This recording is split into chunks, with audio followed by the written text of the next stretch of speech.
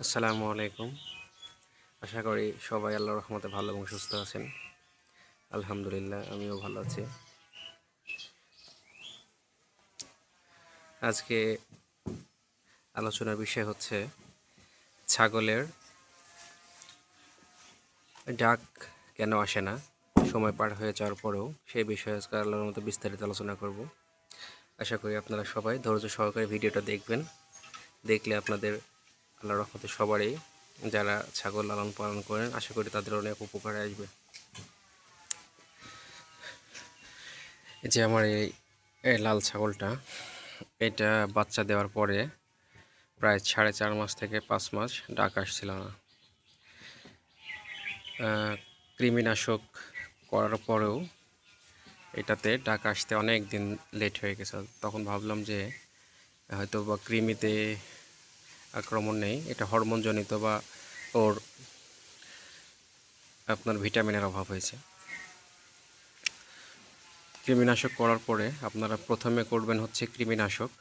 আপনার ছাগলে যাদের ডাক আসছে না, বাচ্চা হয়ে যাওয়ার পরে দীর্ঘ সময়ে, তারা প্রথম অবস্থায় কৃমির ওষুধটা ডোজ পূরণ করবেন। তারপরে আপনারা এইটা ইনজেকশন দিবেন না, হরমোনের যে ইনজেকশন দিবেন না, ওষুধের মাধ্যমে ট্রাই করবেন। কারণ ওইটা হচ্ছে লাস্ট স্টেজ ইনজেকশনটা। আপনারা দেখাই কোনটা খাওয়াবেন।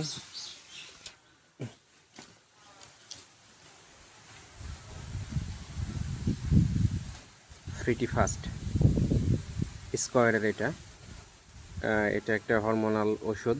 এটা সব রকম কাজ করে, ভিটামিন এবং অনেক রকম উপাদান আছে এইটার ভিতরে। এইটার আপনারা রাত্রে, এই ওষুধটা অনেক বড়, এটা 2 ভাগ করে খাওয়াবেন। আপনাদের যে ছাগল আছে, মানে এই ওষুধটা 2 ভাগ করবেন।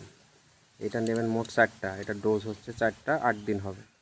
আধখান করে পানির সাথে গুলায় খাওয়াই দেবেন ইনশাল্লাহ। এর পাশাপাশি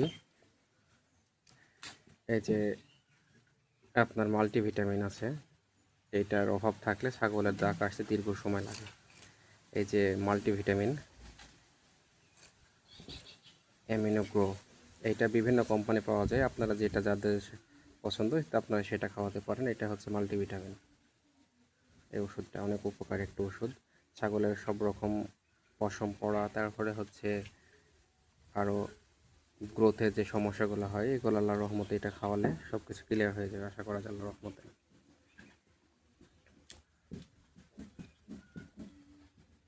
এরপরেও যদি ডাক না আসে, ওষুধ খাওয়ানোর পরেও যদি ডাক না আসে, তাহলে আপনারা একটা কৃমিনাশক ইনজেকশন দেওয়ার পরে, মানে এই ওষুধগুলো খাওয়ানোর পরেও যদি আপনাদের ছাগলের ডাক আসতে সমস্যা হয়, তাহলে সেক্ষেত্রে আপনারা হচ্ছে ওই কৃমিনাশক ইনজেকশন দেওয়ার পরে হরমোন যে ইনজেকশনটা পাওয়া যায়, আল্লাহর রহমতে সেটা দেবেন, ডাক চলে আসবে।